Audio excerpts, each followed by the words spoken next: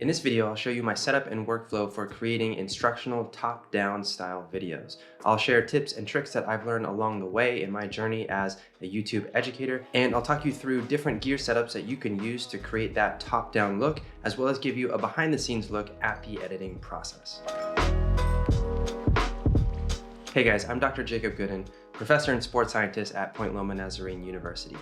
In this video, we'll be talking about top-down videos, those types of videos that are great for immersing the audience into your content, whether you are showing musical techniques, artistic techniques, doing a cooking video, or just if you want a unique angle for your instructional content, top-down videos might be a tool for you.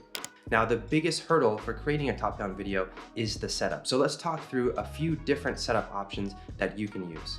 Now, just a quick note, all of the gear I'm talking about is linked down in the description for your convenience.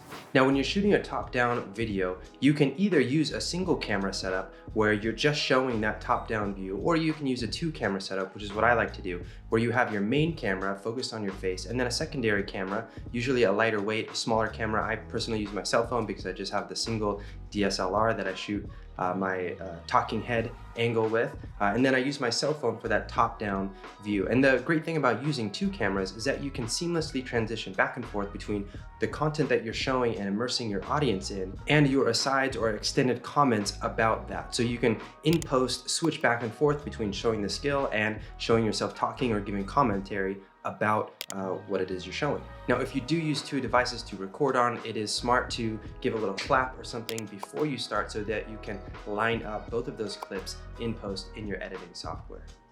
Now, as far as mounting options to mount that camera pointed down so that you have a good field of view and that you can get it straight and aligned with your desk properly, the first option that most of you might have at home already is to use a tripod. Now, a tripod can be positioned on the desk, but it does give you limited space to work with because the tripod legs can easily make it into the shot. Also, you'll want to be sure to tape down the tripod or to weigh it down with a sandbag or something like that, because sometimes the tripod legs can be slippery on the hard desk surface. And the last thing you want to do is to bump one of those tripod legs or snag it as you're walking by and topple your camera over. Now, there are some tripods that you can use, such as this one on Amazon, that have removable center columns. This allows you to actually invert your camera so that you get a better and lower angle, and the tripod legs can be extended even wider. Now, a tripod will run you anywhere from $15 on the low end up into, over $100 on Amazon. Another great option is a friction arm and clamp combo. Now, this setup that you see here is behind me on the shelf, and it is a smaller friction arm, and I use it to hold my cell phone in place. You can get these for $15 to $20 on Amazon, but you can also get larger, sturdier ones if you want to rig up your heavier DSLR camera. The great thing about friction arms is that typically there's just a single adjustment in order to clamp down multiple joints on the arm, and they're highly mobile. So once you clamp it into place and you pick that position that you want and you twist the knob and tighten it up, it is locked in and it's not going anywhere. Now, you can find friction arms on Amazon anywhere from $15 on the low end for the smaller ones, all the way up to $100 for the pricier, larger kits. Now, if you're going to do a lot of overhead or top-down filming, you might want to look into a dedicated overhead rig that's purpose-built for the application of pointing your camera or phone downwards. Now, there are many of these solutions on Amazon that you can find, all the way from the lower tier ones that might only support the weight of your cell phone, all the way up to higher tier versions that allow you to mount a heavy DSLR camera as well as lights and other types of rigging. So there's a wide price point for this, and it really just depends on your needs. Funny enough, many products that are sold as overhead filming solutions are actually just microphone arms that come with a cell phone clamp in the same package. And that brings us to our next option for top-down filming, and that is just to use an extendable microphone arm or scissor arm. Now, these are more lightweight bits of gear, but the nice thing about them is that they actually extend out over the desk when you need them, and then you can tuck them away, out of the way, leaving them clamped in place when you don't need them. If you have a microphone arm already, you might just need to buy a cell phone mount or a camera mount or something to put on the end of it. Now, they wouldn't support the weight of a heavy DSLR camera, which is why I only use mine to mount my cell phone. You can find these for anywhere between $20 to $40 on Amazon. Now, a quick note about hardware. If you are cobbling together multiple pieces of equipment in order to create your own top-down rig, let's say that you're using a microphone arm that you already have, along with a cell phone mount, and you're putting those together to create a way for you to do a top-down video with your cell phone, you might need to buy some sort of thread adapter. Most camera gear and audio gear comes with 1/4 20 or 3/8 16 threads, and if you have obviously different threading, you're going to need some sort of adapters. Now, I like the brands Small Rig and Neewer. I don't really know how to pronounce that. Neewer. You can find them on Amazon, and these brands both sell various kits full of adapters that you can buy for $10 to $20, and they come with all of the various adapters and threads and screws that you might need to set up your top-down rig. Now, the last overhead method, which can be a little bit sketchy, I like to call the cantilever method, and this just involves setting your camera or phone up on a pile of books or a stool or something else, and then weighing it down with some sort of a weight so that it doesn't topple over. This technique is great if you don't want to go out and buy a tripod or other equipment and you just need to make a top-down video today. Just set up a tall pile of books, place your phone right at the edge, put a weight on top of it, and hit record. Now, obviously the downsides here are the lack of control over how you frame the picture. You have to stack more books to get it higher. You can't really adjust the angle or anything, and the instability of that potentially very tall pile of books. Now, the next step in creating a good, visually pleasing top-down video is to make sure that you have a very diffuse lighting source. You don't really want a lot of harsh lighting creating sharp shadows in your picture. That can be distracting and look unnatural. You want some sort of a very diffuse soft light. So I actually recommend positioning your desk against a window so that you have light coming in from the side. If you don't have any windows available, like in my office, I don't have any windows, you can use a large softbox or other source of diffuse light. You can even create your own source of diffuse light using a lamp reflected off of a white wall or off of a piece of white poster board.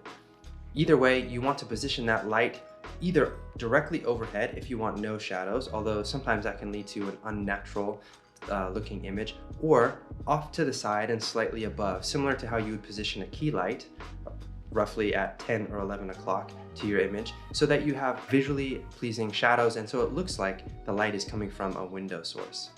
The next step is to make sure that your desk space is clean. You don't want any crumbs left over from lunch or gross looking coffee stains that could distract the viewer from learning whatever it is that you are showing them. So clean off those desks. Once you have a clean desk, you'll want to take 1 or 2 aesthetically pleasing objects and actually place them maybe towards the edge of the frame on your desk. The reason for this is because it can be very helpful for the audience to have a sense of scale. If you're showing a piece of gear or equipment, and especially if you're not holding it, but maybe just filming from the top down on this piece of gear, they won't know what size it is and they won't have anything to compare it to unless you have some sort of a familiar, immediately recognizable object on your desk. The other reason is just for the aesthetic of the shot. It looks nice to have a pop of color or something interesting along the side that's not too distracting.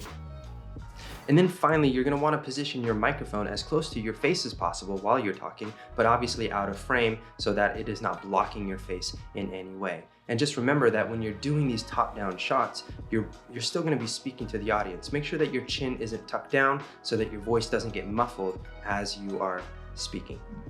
Remember that clean and clear audio is a must for any instructional video, as audio is at least 50% of the viewer experience. Now remember that connecting with your audience is of the utmost importance. Whether you are an educator or an influencer, you want them to relate to both you and the content so that they're not just learning from some sort of unidentifiable voice, but you want to really connect with them. So I highly encourage you to at least open and close the video with direct talking head portions where you address the audience directly, look them directly in the eye, and then quickly move on to whatever demonstration or technique that you're showing with the top-down view. Remember that when your hands are in the shot, you can use them to gesture or to communicate when people cannot see your face. Now, as far as editing goes, if you filmed on multiple devices, on 2 devices, talking head and top down, you're going to want to be sure that you pull both of those clips into the editing software before you begin. And if you gave a clap at the beginning, you can use that clap to line up the audio waveforms of both clips to be sure that they're directly in sync, so that when you make edits to them, they're at the same place in the timeline. If you didn't clap beforehand, you can still look at the audio waveform and match up the waveform shapes and listen to it back with both of the audio tracks playing at the same time in your headphones to make sure that they line up perfectly before you begin editing. Now, in most video editors, the one that I like to use is Adobe Premiere Rush, A, because it's pretty simple to use, and B, because I get it for free from my university. In most editors, the top video track is the one that is actually displayed. And so if you want to show the bottom video track, you have to cut out whatever portion of the top track that you don't want to see. So what I do is once I have my 2 clips aligned, I just rewatch the movie, and whenever I want the viewer to see my top-down view, I cut out the talking head track. And whenever I want them to see the talking head track, I leave that in if that's the one on top, or vice versa. Now you want to be sure once you've lined up your audio to mute or delete the audio track that is not through your microphone. So if I have my microphone connected to my DSLR, but I also have my top-down view recording, I want to delete the audio track from my top-down view because it will be the lower quality audio track, and I want to use the one from my microphone once I already have those clips lined up. Now you can also show your face continually in one of the corners of the video. Just make that video smaller, adjust it in the editor, and place it in a corner. And there might be some cases where this is beneficial. Let's say if you're doing a top-down view of some sort of, let's say, a hike or physical adventure type thing, and you want people to be seeing your face or your exertion as you're going through whatever skill set you are demonstrating outside. Or maybe it's a cooking show where you want them to see your hands, but also for some reason to see your face while you're talking. Then it might make sense. I like to switch back and forth between the top-down view and my face because it allows the audience to focus on just one thing at a time. Now remember, because you have 2 video tracks, you can cut out mistakes or long pauses and use transitions between the top down and the face portion, the talking head portion, to disguise some of those jump cuts. And this allows you to cut down the video so that it is concise and punchy and conveys exactly what you want it to convey without any of the transitional time or without any mistakes evident in the video. Just remember, if you are cutting out a portion of it, to make that cut in both track 1 and track 2 so that both tracks stay synced together in the video editor. All right guys, I hope some of those tips and tricks for top-down videos are helpful to you as you continue to share your passion and experience with your students and audience. I know for me, in the past 2 years, when the world shut down because of the pandemic, I had to be nimble and switch to remote teaching. And so that's why I've developed this Teach Through video series to share things that I've learned with the rest of you so that you can be empowered to continue to passionately share of your expertise and your knowledge no matter what happens. So check out some of the other videos in this series, and I'll see you guys on the next video.